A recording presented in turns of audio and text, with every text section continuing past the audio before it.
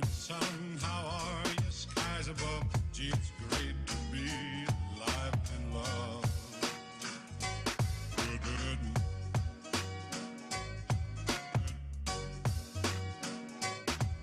good morning, sun. Good, good, good morning. Good, good morning. Good morning, sun. How are you? Skies above. Gee, it's great to be alive and love. Good, good.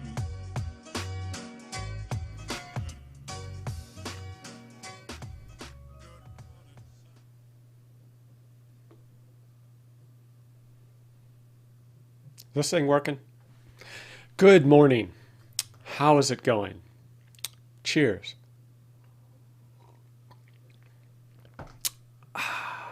Okay, so this morning I had a few random topics. So I thought I would give an update on the very exciting pool maintenance, and I have yet another ERP software analogy that to make it relatable. This isn't really about pool maintenance, right? This is all just about finding analogies in our professional lives.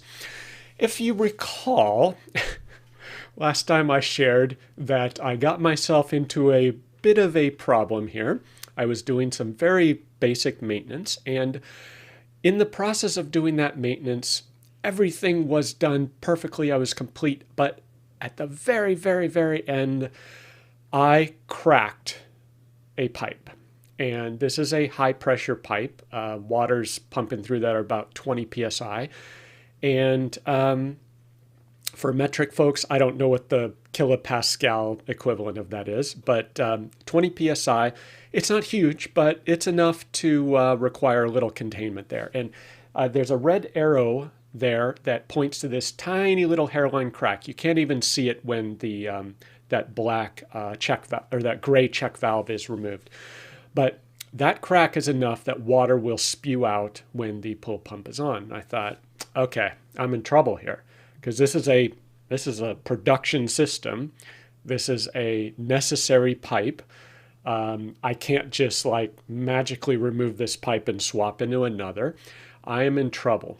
So what do? This is a production system. It's not QA, it's not dev, it's not backup, it's not test, and I have no rollback. It broke production.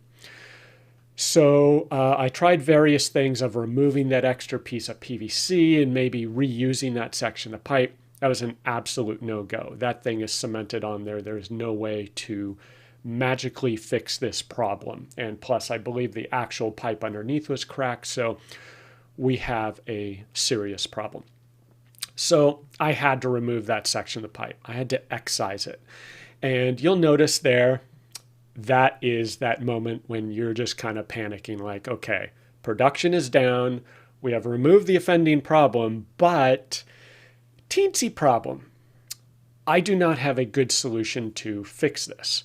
And the reason why is, you can't really see it here, but if you go upwards in this photo here, there's actually the side of the house.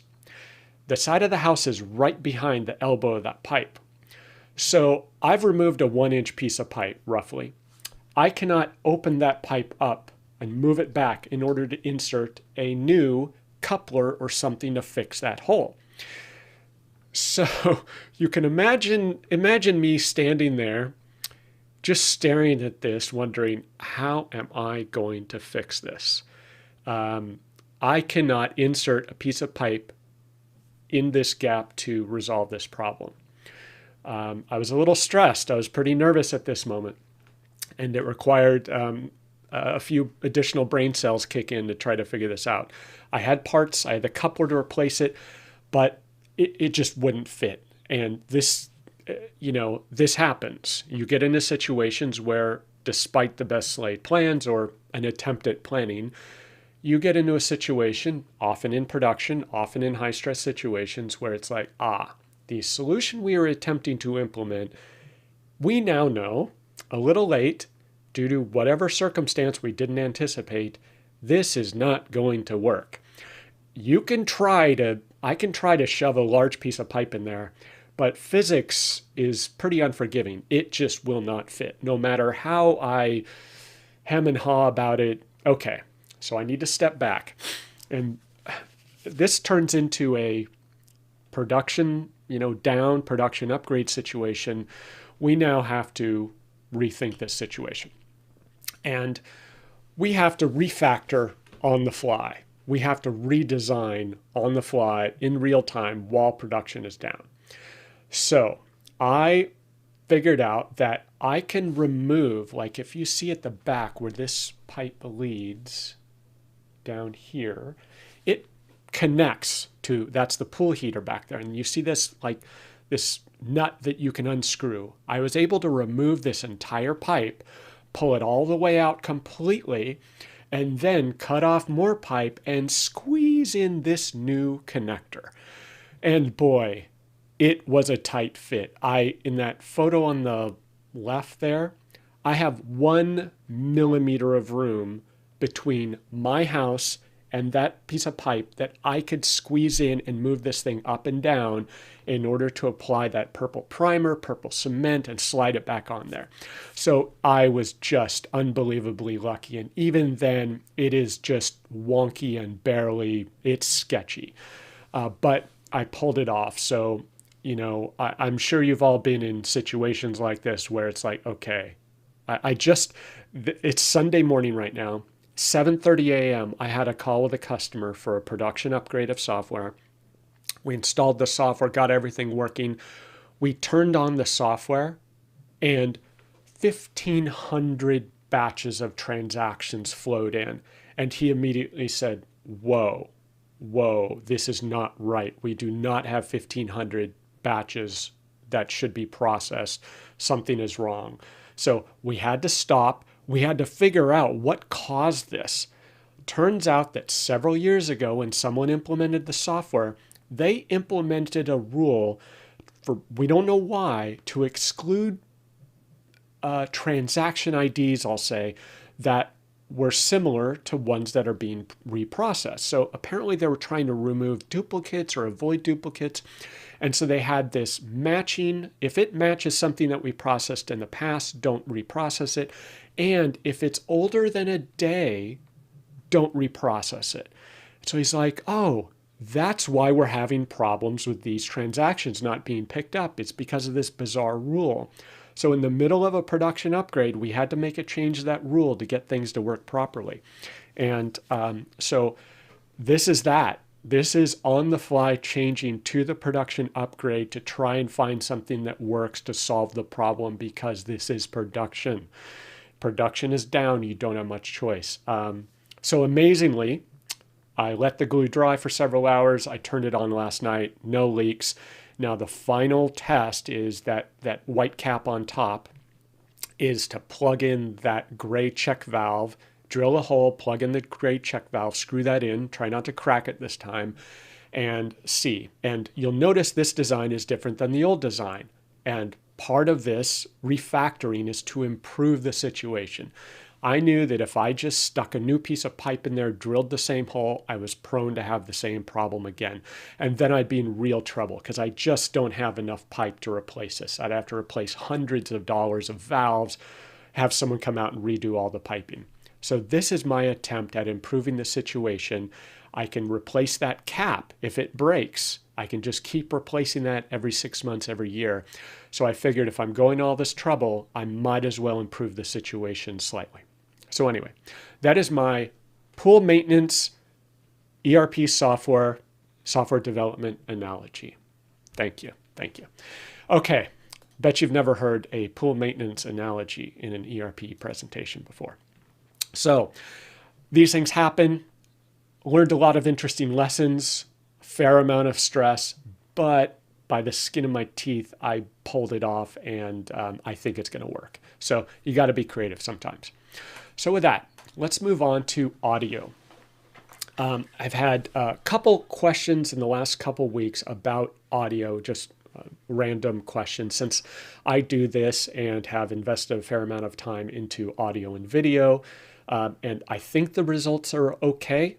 They seem to be pretty good relatively. You know, I'm not going to be opening up a recording studio anytime soon, but pretty good for the level I'm on. So you want to do a presentation. You want to record for a conference. You want to record YouTube videos. You want to sound better on Zoom meetings. Whatever the case is, there's audio involved. There's a bunch of other factors, but I'm just going to focus on audio. Let's say you want to improve your audio. Well, just the baseline is you could just use a headset, you know, a headset with a microphone. I have this one shown there. This is a Plantronics Voyager Focus, something like that. And this has been around for years. And actually, I found the microphone quality and the noise canceling quality of these headphones is quite phenomenal. And several friends of mine happen to use the same model. My friend Tanya bought this because I use it. I know Rod O'Connor, it looks like, uses the same one. And these, amazingly, you can still buy after so many years. For what it is, fantastic sound quality and noise cancellation. So that's fine, but you can still tell it's a headset. It's got that kind of headset microphone, slightly scratchy audio quality. So a lot of people will upgrade to a USB microphone thinking, wow, look at how fancy I am. I bought this. Very popular brand is Blue. They have a Blue Snowball, which is this round ball here. And then they have the Blue Yeti. And so I see that a lot of people buy this thinking, this is the microphone because it's very popular. These are inexpensive. I think this one's like $40 and this one's $100, something like that.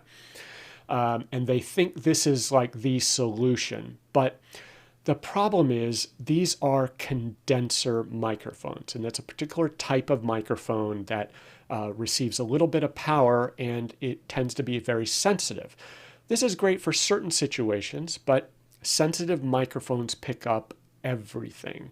They can pick up if you drop something on the floor. They can pick up your keyboard. They can pick up your family in the room next door. And unless you have the environment to make those condenser mics work, they can sound pretty bad. It's not the microphone's fault. It's just that the microphone is in a situation that doesn't really lend itself to a condenser microphone setup. So I've seen videos where people are using these and it sounds terrible. And it's not the microphone, it's just that there's room noise, there's reverb, there's echo, there's, you know, the lawnmower outside, there's the airplane flying overhead. And so I find I'm not a fan of these for that reason. If you have a perfectly treated room with sound treatment and it's very quiet, these might work perfectly fine. But for many people these days, when you're at home, it's very, very challenging and they just don't work that well, in my humble opinion. So you'll notice something about these photos. And the first one is Mariah Carey. She is in a sound booth. This is a multi-$1,000 treated sound booth with an air conditioning vent, lighting, big sound panels up top. This is obviously hers. It might even be in her home, but it is, you know, a 6-inch thick walls with sound insulation, fully isolated in order to keep out outside noise and eliminate any sound reflection in that sound booth. And she is using some type of XLR condenser microphone. You see she's a good foot, 12 to 16 inches away from that microphone, and that is obviously a professional setup. But it is not pleasant to work in those booths. You can just imagine in the summer, you're sitting in there, it's stuffy, it's uncomfortable, it's claustrophobic, but you know, that's her job, and that's what's necessary sometimes to make that happen. So the next photo at the top, this kind of gray and gold mustard, that is a studio where Taylor Swift, a recording studio where Taylor Swift apparently did some recordings. And you'll notice there's foam panels on the wall, and those appear to be professional foam panels. These are not ones you're going to buy off of Amazon. This isn't just your average egg crate soft foam. Those are, you know, expensive sound absorbing foam panels. And you notice the ones in the corner, those are typically for high frequencies that tend to build up in the corner. Low frequencies that tend to build up in the corner, and those resonate in the corner. So And that's a $600, $700 microphone there. Most of us don't want to make our offices or living rooms or bedrooms look like that.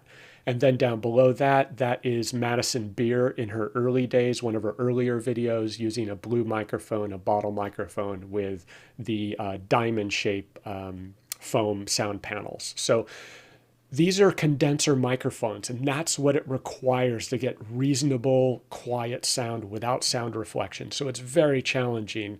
I've tried it. It is an absolute nightmare to do properly and not be able to pick up outside sound, let alone reduce sound reflections.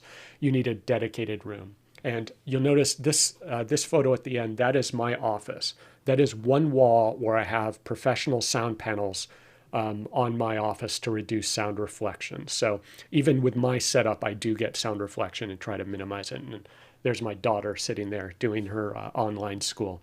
So that's the challenge of condenser microphones. If you don't have a room set up for it, your sound quality it won't sound good. You won't be able to get the sound quality you want out of the mic no matter how much you pay. You could spend $1,000 on a mic. It won't matter because you've got all that noise and sound reflection going on. So what do you do? How do we solve this in the age of working at home and not wanting to soundproof and put sound panels all over our office and spend tons of money? So this is my solution. There may be other solutions, but this is the one that after years of dealing with this is what I found out. You'll generally want a dynamic microphone, not a condenser microphone. And condenser microphones tend to be much more popular. They're powered microphones. They're very sensitive. And for whatever reason, people are, companies like Blue are making money off of this, even though I think they're a little more challenging for most people.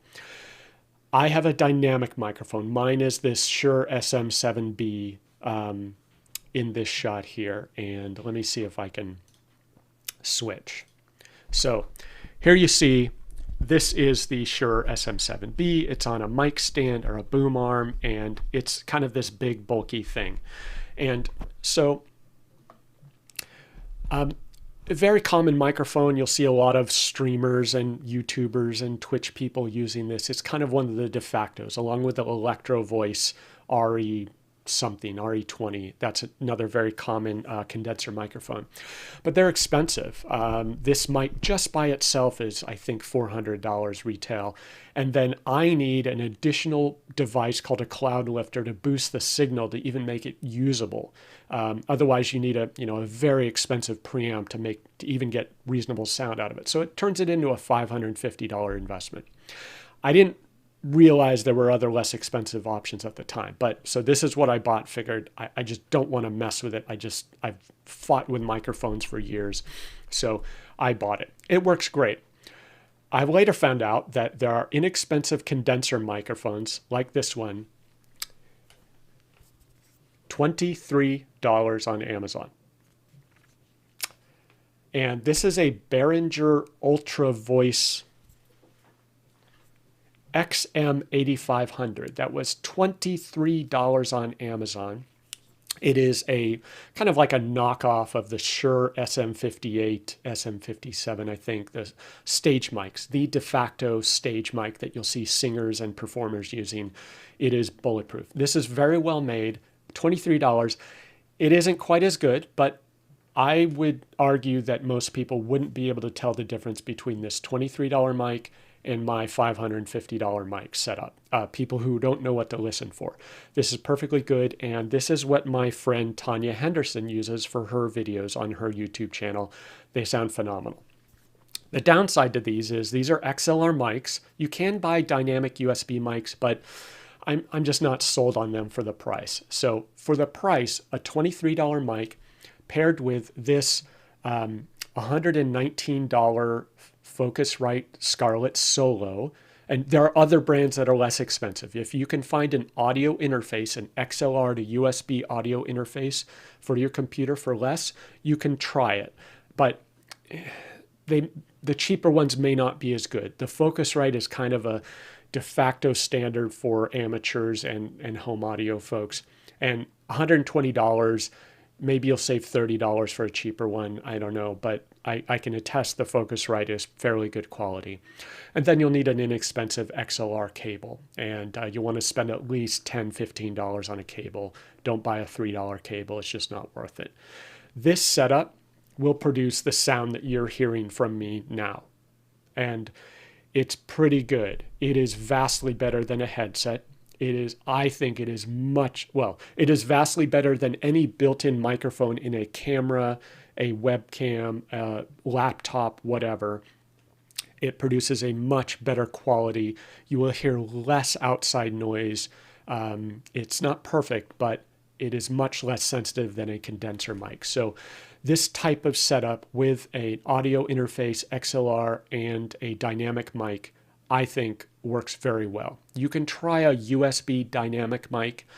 There are many options out there. There's a YouTube channel called Podcastage, where he does a fantastic job of reviewing different mics. And you'll be hard pressed to tell the difference between mics, but he has reviews of numerous USB dynamic mics that you can just plug directly into your computer, avoiding the audio interface. So definitely an option to save hassle there. But this is what my current recommendation is to get better quality sound. Now, the other downside is you need some way to mount this microphone, right? You could have a little stand on your desk, but if you bump the desk, that sound will transmit right into your microphone. So that's why these are kind of nice.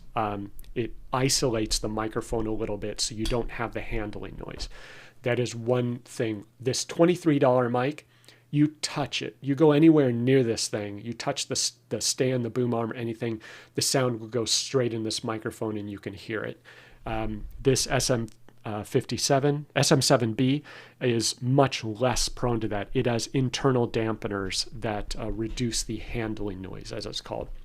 So pros and cons. If you don't bang on your desk, you don't hit the microphone stand, or even if you do occasionally, it's no big deal. You can save a lot of money. Okay, with that, even if you have this setup, sound panels or sound treatment, as it's called, matters. This is not soundproofing. You're not building a sound booth that fully isolates you from the outside world. The sound panels reduce the sound reflections in the room. So if you have a bare room with bare walls, bare ceiling, and hard floors, no matter what microphone you have, you're going to get sound reflections, and it'll sound like a subtle echo, a subtle to obvious echo, and it sounds very distracting. I can hear it instantly when I listen to things, but if unless you're listening for it, you may not realize it. So these happen to be Owens Corning professional sound panels. These are like a weird fiberglass, some type of fiberglass type substance. They're about an inch thick and they're extremely effective. You can do DIY things. You can buy the foam off of Amazon, but they won't work as well as professional sound blankets or sound panels. And the DIY ones don't look great. You're gluing stuff to your wall, so it's challenging. Fortunately, this is my office. I'm able to do what I want with it. I'm able to hang these panels up. They look reasonable. So that's what works for me and reduces the sound reflection in my office. It does not, when my family's doing dishes in the kitchen, you can hear it. If they talk in the background outside my office, you can still hear it. So they're not magic, but they improve the sound quality. So that's what I'm running in my office. And I think I have 7 or 8 of these things all along the walls. And these are pretty expensive, not something you would typically buy. I was able to get them for free, essentially. So that's the only reason I have them. I wouldn't be able to pay $1,000 for them myself. Next up, once you've got a decent microphone, once you have considered sound treatment, have a few blankets, pillows, towels, whatever around you to reduce sound reflections. Sound levels. I was talking with Stefan Marone about this and trying to figure out, what's a reasonable sound level for your recordings or your live streams or presentations. And I use vMix, and it has these sound meters on the left there. And I have kind of found that when I'm above minus 18 dB in the 9 to 12 range for my peaks, That I think sounds good. It's loud enough where I think on a mobile device with someone using Bluetooth or headphones or just listening to an iPad or something or a laptop, you should be able to hear that loud and clear. And it's very present. It's a full sound there, given my mic and my setup. And if I'm below that, I think it's a little quiet. So under minus 18 dB, I think it's a little low. I try not to go above 9 because that starts to get in your upper ranges and can lead to distortion, and it's really hard to manage peaks. Let's see if I can show my Focusrite panel here. So this is what I see in vMix. And so as I talk, you notice that I'm generally going above minus 18 dB, and my peaks, I generally, if I talk really loud, maybe I can get above minus 9. But I'm generally in the 12 to 18 range, maybe between 9 and 12 for my peaks. So that's where I'm trying to manage it. And I do that combination of the gain knob on my Focusrite and also this gain here in vMix. If I drop down to 0, you'll notice there's a significant decrease in volume, and I'm just barely getting above minus 24 dB, not even hitting 18. So given my SM7B, it's not very sensitive, requires a lot of power to drive it, a lot of gain. I have to boost my gain at my Focusrite with a cloud lifter and an additional 8 dB in vMix to get this mic to work. So I wouldn't recommend this mic unless you're really willing to invest in it. But now with that 8 dB, I'm able to get up in the minus 9 range, which I think works for me. Okay, now in OBS, most people don't use vMix, so this is what an OBS sound meter looks like. And here you see my Focusrite in a similar sound levels. My Focusrite is, I think the general range to go for is a little bit of yellow. So the yellow starts at minus 20 in OBS, goes up to, say, minus 9, it looks like. So that is kind of comparable to the vMix chart. So 18 to 9 for me, and this is 20 to 9. So I would say stay out of the red in OBS. If you're peaking somewhere in yellow, anywhere from minus 20 to minus 12 dB, I think that should be perfectly fine, as long as you don't hear distortion. And if you want to know what distortion sounds like, crank it up till you're in the red, listen to a recording. That's distortion. It'll sound pretty bad and it'll be obvious. So I'd say, peak into the yellow. I think that'll work for the type of recordings we're doing. Professional audio is an entirely different world. They have entirely different standards, LUFS. They don't use the same dB peak level, but for our simple needs, that's where I'm at. So with that, I hope that was informative. You don't have to spend a lot of money. You can do it with basic stuff. Just work your way up, figure out what works for you. And I would say the audio is very important. So no matter what your presentation looks like, what your video camera looks like, I'd say audio is probably the most important element if you're going to be doing this. It's really important to have good audio in order to help people understand what you're saying and the words you're delivering. So with that, have a good weekend. And go out there and make some recordings, and don't upgrade your pool equipment. I don't recommend that. Outsource that for sure. Okay, have a good one.